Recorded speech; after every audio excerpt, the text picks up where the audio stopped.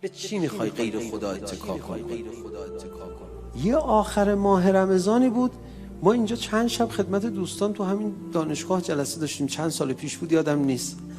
خب شب آخر دیگه حال خوشی داشتن دوستان، خدا امشب شب آخر ماه رمضونه، اگه امشب نبخشید چی؟ همه آویزان در خانه پروردگار، دل داده. ببخشید شما 3 شب پیش چرا این حالو نداشتی؟ آخر 3 شب پیش او مشرک بود، میگفت هم خدا دارم هم 3 شب دیگر دارم، زیاد لازم نیست التماس کنم. شب آخر که شد گفت خدایا الان فقط تو را دارم. این بیچاره نمیدانست 3 شب پیش هم فقط خدا را داشت. وقت امام سجاد برو تو متن دعاش میبینی شب اول داره برای پایان یافتن ماه رمضان گریه میکنه.